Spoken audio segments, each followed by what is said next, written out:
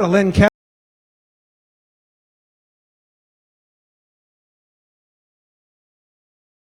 our stage moderator, farm director of the Linder Farm Network. Thank you, Kent. We appreciate that. So the third thing is they get the stop sign. What's the fourth thing that happens to them?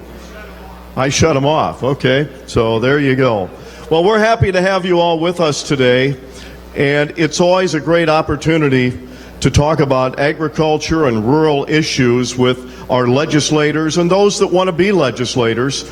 I think the thing that, as a reporter, you really see how much work goes into all of this. Whether you're elected into the campaign, into the job they're doing, and anyone that thinks it's easy ought to try it, because it is really, really hard work. So we appreciate everyone. We need people that serve us. We need people that are running for positions, and this is part of the deal in American politics, and it's what makes it so great. Just a quick comment. All of us follow presidential politics. We're going to remove ourselves from that today, because quite frankly, if you sat down with anyone that's sitting here and you had a glass of wine or a Southern Minnesota, the district that I'm looking to represent, not just to the farmers, but to the Main Street businesses and others. All I can tell you is this: I get across the district all the time. We shake hands with farmers on Main Street and elsewhere, and they'll tell you that the farm economy is struggling.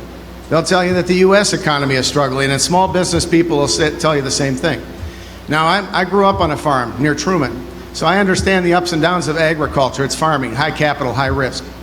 But what we don't get is when our congressman goes to Washington and votes to drive up production costs for farmers, votes to put extreme regulations on farmers, votes for tax policies that are going to run people out of rural Minnesota, votes for Obamacare that's driving up the basic costs of our farmers across the board. They don't get that. That's why I think we're going to win this election, because the farmers are looking for a conservative to go out there and reconnect with what works.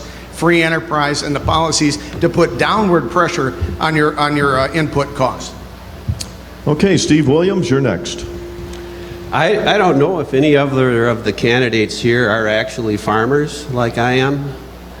And I've had a real good look at the farm economy very personally over the last 40 years. And I've seen a lot of suffering, but I haven't seen really the federal government actually do anything that I felt helped in the long term. They apply Band-Aids here and there, they redistribute money, but it all favors the special interests. I think farming is really sick in this nation, and that's coming from my years of experience. Part of the reason they're probably not talking about it is because there's not enough of us left anymore. We've been merged out of existence. Okay, Congressman Walz. First part, combination of indifference and ignorance, I would say, to your question. Secondly, I wouldn't count on it, and I think it's okay in this, because I think if you look historically, and the people in this room who know, you get told a lot of things, but there's people in here who know and do it. And as it came to the last farm bill, it was the people in this room together that we wrote that farm bill. So I think historically administrations have had very little interest in it, and I think that's tragic. We try and make the point, food security is national security. When you're talking about all of the facets of national security, our food security is certainly a big part of that. So I think to elevate this more, it's simply demographics. 1% of the population is feeding 100% plus and the world. We need to make our case where we don't have a lot of representation due to population that we're effective. That's why I think many of you in this room know is it's been a blessing to have Collin Peterson writing farm bills. We've wrote them together, we've got things in, and so I don't worry so much about that, but I think it puts the emphasis back on the people in this room. We need to start writing the next farm bill now. Okay, now we go to Andrea Johnson with the Minnesota Farmer. Thank you. Andrea Johnson with Minnesota Farm Guide. I have a two-part question. The first is, who do you see as the next generation of farmers in the United States? And do you have a role in seeing that generation developed? And we have David Snyder first. Number one, there is a role for the next generation. And part of that is with education. Now, we can have the greatest education programs in the country, but if we make education unaffordable for our young people, it doesn't matter. What we need to do is that we need to make education affordable. And part of that is those that currently have large student debts, we need to restructure them. And those that also in the future decide to go to college, we may need to make two-year college free. And we need to make our state colleges and universities, as long as the net income for the farmer is under $125,000, we need to make that free. And this way our young people will be able to go to these courses. Now, in addition to that, we need infrastructure. We need to get the infrastructure out to the community so our farm communities can thrive and grow, and that way it will keep our young people here next to their homeland. Thank you. And Bob Helland, you're up next. As a 31-year-old guy, I find it very promising to see a lot of my peers turning their attention back to agriculture, back to what they eat, how it's grown, how it's produced, not even just in foodstuffs, but in all aspects of what they consume. So I think that's very encouraging. I think it's a natural trend that's going to happen. I understand there's a large disparity in age in the farm communities now. I think for every farmer over or something to that effect. So the disparity is 80% of population lives in urban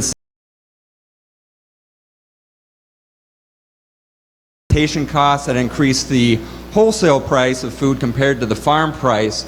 Moving that closer to where the population centers are is going to be important. It's also going to be important that the distribution system in your current network is modernized and upgraded so that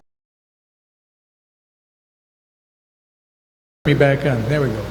Andrea, thanks for the question. First, the next generation's got to have a short in the mid-50s, and that question should be, what are we doing? Understands that agriculture and manufacturing are the economy. By the way, to the question that Dick asked, that's why even if they don't mention farms, both candidates are talking about economic issues that are going to impact farmers of all sizes all across this country. Because it's about national security and it's about our economic growth, which has been stagnant. We've had 1.1 annual GDP growth for the last 3 quarters straight. Simply unacceptable. First off, you got to quit taking the attitude that you can only recruit from greater Minnesota. You should recruit all over Minnesota. And second, you got to look at what role government can play to create incentives for more young people to be exposed and have the opportunity to farm. Next up, Kevin Papp with the next question. As we talk about for improving the next farm bill, one of the ideas that's floating out there in the farm bill is to separate nutrition from the commodity programs and what we typically think of the farm part of the farm bill. What would you tell farmers? Is that a good or a bad idea? We have David Hughes with the answer. David? I support separating the nutrition program from the rest of the agriculture program. Approximately 80% goes to the nutrition program, as you guys know. And I understand why they're combined. They're combined because you've got urban interests versus rural interests. But I think the merits of the program should stand on their own. There's a lot of problems with the nutrition program on it now. The opportunities to explore, so I think that should stand on its own. Likewise, should stand on its own. You shouldn't have rural and urban combining just to get their interests passed. There's lots of merits in the agriculture. Through with shrink that $1 billion. We have an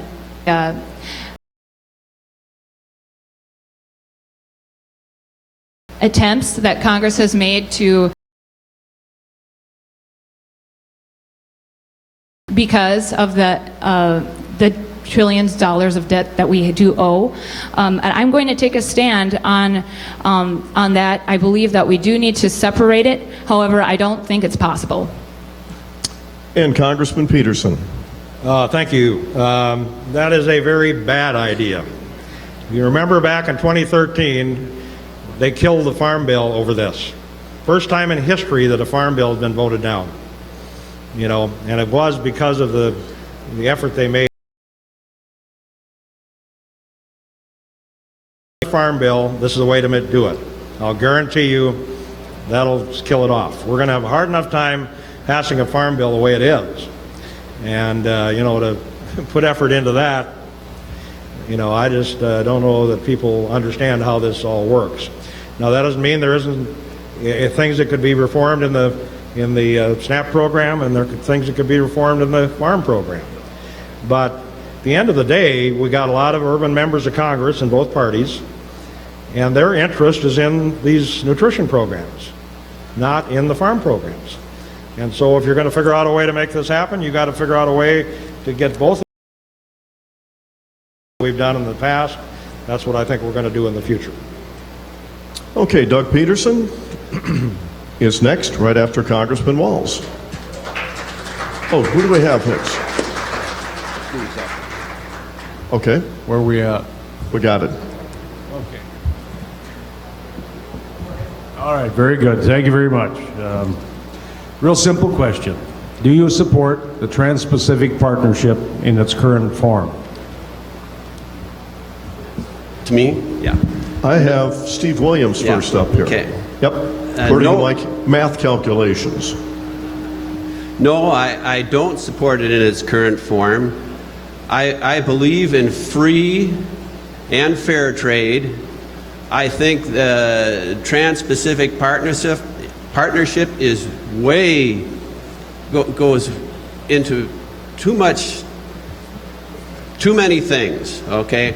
I think we need to, instead, we're going for something that takes sovereignty away from the local community, from local people, where you could have a tribunal from. Yeah, the short answer is, as it currently stands, I do not favor it. But I would be a strong supporter of both free and fair trade. Congressman Walz?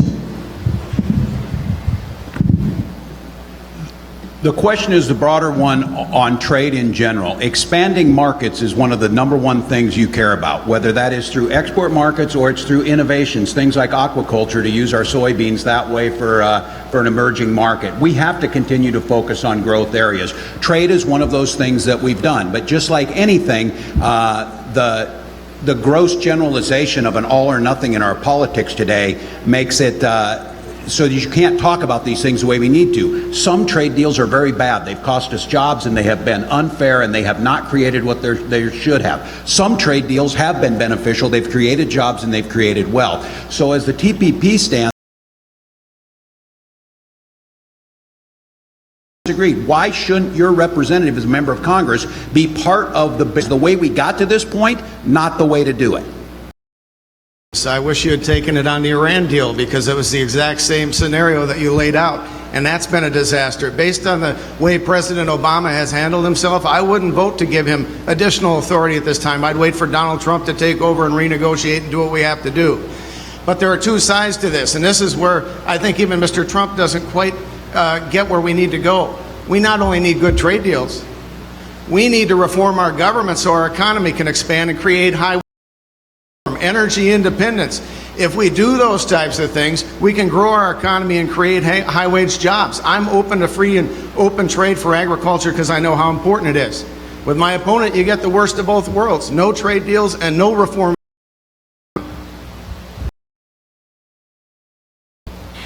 Biodiesel is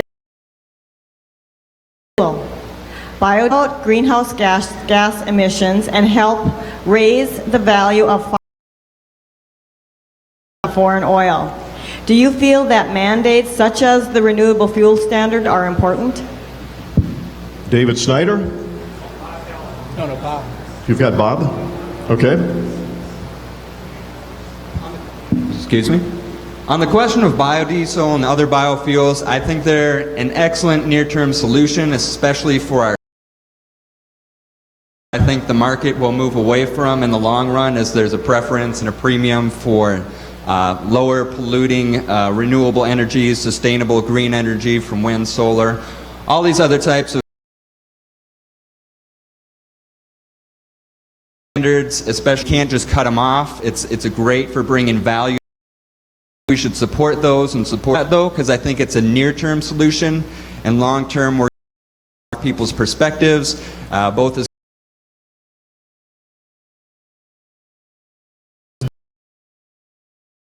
I think in a perfect, whatever the market desires, and you should be able to produce as much as you want, correct? But that's not the perfect world that we live in today. And I think the renewable fuel standards served a purpose when they were enacted before I got there. Now I think what we have to work on is make sure that when they get interpreted by the EPA, and the EPA is telling the producers what they can.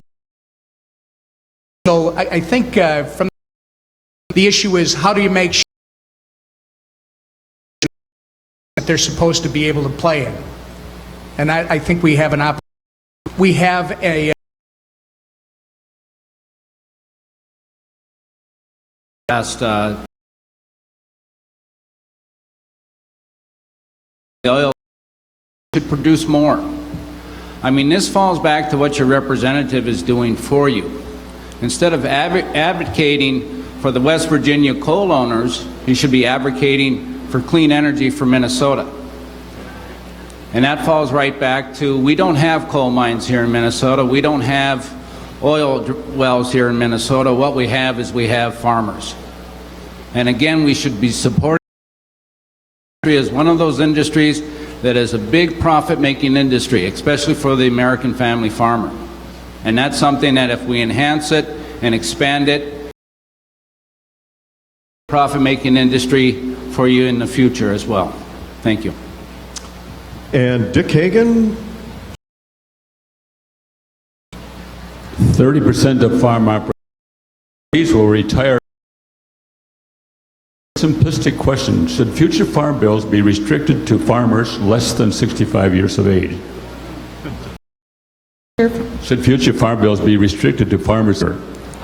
I guess I would not put an age restriction on any farm bill. But I wanted to go back to the 2018. The farm bill goes to food stamps, or to SNAP, and 8% goes to crop insurance, 6% goes to conservation, 5% goes to commodity programs. I know what it's like to have SNAP program. My two grandmas use the food, and they have so much left over that they give it to everybody else in the town so that they can make some more meals. I know that the hospitals are feeding able-bodied people with SNAP food. I know that the gas station takes in so much and they look at is that when we have able-bodied people to have a Okay, we are going to begin again, and I tell you, a little stretch can kind of freshen you up a little bit when you're up on stage. I know that. So, question is yours, and Congressman Walz will respond. I think it's Mr. Williams. Okay, we're getting going, so we'd have your attention, please. Is it back to Tim? Okay, to Congressman Walz. Can the ag community afford to tune out those who criticize farm program policy? The question was, can the ag community, a problem we have, and I'm not telling you anything new, and Lynn mentioned presidential politics, the all or nothing, solving the problem is driving by and telling you the house is on fire. It's the firefighters that are doing the work. And on ag policy, I think it's more important than ever, where a lot of things, and I mention this often, people ask me if Washington is like that show House of Cards, if some of you have seen it. I said, no, it's like Forrest Gump. Sometimes people just don't know and things happen. And I think for us as agriculture legislators and all of you, we need to help. This is not to have clean air. Now let's decide how to best do it in a way that we can still produce the food, the fuel, the fiber that we need. And when we do that, we come up with working solutions like the recent GMO compromise that said you've got the right to know what's in your food, but let science drive the innovation to feed the world. And so, no, we have to engage them and continue to bring them in. Jim Hagedorn, you're next. Let me give you the honest answer. We're getting a little feedback up here. Excuse me. Hang on. Okay, Is thank that you. Better? I'm sorry. Let me give you the honest answer. And that is there's a brewing war as much as there was a war against coal. This administration and many people in the Democratic Party are looking to weaponize the EPA in order to have control over agriculture and coerce agriculture. That's where we're going. Now, there are a lot of interest groups on that other side as well. Animal rights people, folks, environmental extremists. Some of them are in the White House. And they're out to destroy production agriculture in Minnesota, rural America, and our way of life. And I think it's time to fight to the political death in order to defend. Steve Williams? Dairy are one of the things that they stopped buying. And Europe now has to find a buyer. We buy their cheese. We need to stop destroying our international relationships and help our trade work for Americans and for our farmers. Okay, we're on to our next question from Teresa. Okay, labeling food that contains genetically engineered ingredients has been in the news recently, and the passage of the law preempting the state laws. What are your thoughts on genetically engineered crops and on the necessity for such legislation? Jim Hagedorn, you're first. Well, I support the steps that have been taken by the Agriculture Committee in the Congress recently in order to make sure that we don't have a problem. We can have commerce nationwide. I also don't see any evidence that there's a problem with such crops. I have people in my immediate family that might disagree with that, and it's open to debate. But for me, that's where I see it at this time. Now, I think one thing that should be of concern to the folks on this panel is that you have nobody in the Republican Party to go to on the Agriculture Committee in order to work the next farm bill, in order to handle some of these issues. And I'm on the first day. I will have more power in that day than my opponent has right now after 10 years in Congress. Because in the House, if you're in the majority party, you control the agenda. I think that's something that you should consider moving forward as you make your endorsements. Okay, Steve Williams, you're next. Okay, as a grower of fresh market sweet corn, I use GMO seed for at least half of my crop. And it allows me to reduce the amount of pesticides that I would otherwise have to spray on that crop in order to make it acceptable to the consumer. I think GMO should just be considered conventional agriculture, which goes along with the herbicides and the pesticides that we have to spray. If a person wants a product that is free of GMO genes, or that trait, all they have to do is buy an organic product. We already have the means for the person to make the decision. GMO should just be considered organic. And Congressman Walz? Remember, and they seemed like they were the old guys at the time, but I remember growing up on the farm and the old guys saying, Tim, someday when you're older, there may be 100 bushel corn. It's unbelievable what we're doing in the science and all of that. I think we come from the state of Norman Borlaug.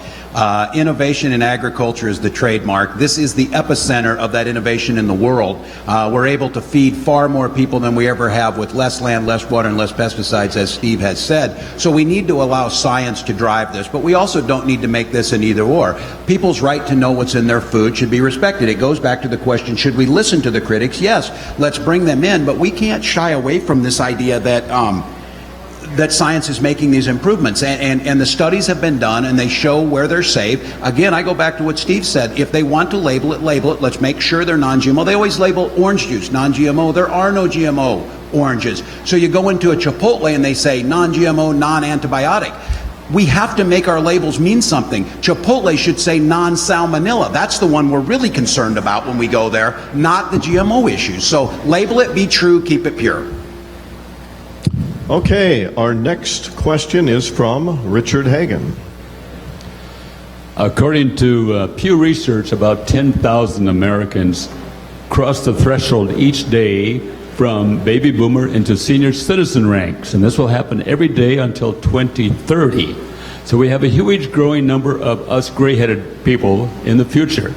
For Social Security and Medicare, for all of us advancing into that great tsunami, is my question. And also, there's a few millennials up here on stage.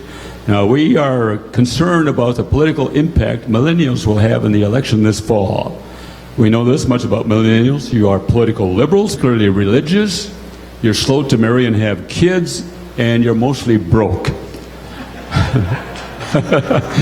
What does this mean in terms of the election this fall? Who will control the election? Us senior citizens with authority or the new authority from millennials? David Snyder? Well, I hope it would be both. To answer your question about Social Security, all right, right now we have numerous amount of seniors living on the poverty level collecting Social Security, and that shouldn't be. We should be taking care of our seniors. Now, there have been several, without cutting their benefits, without raising the retirement age, what we need to do is we need to remove the cap off of Social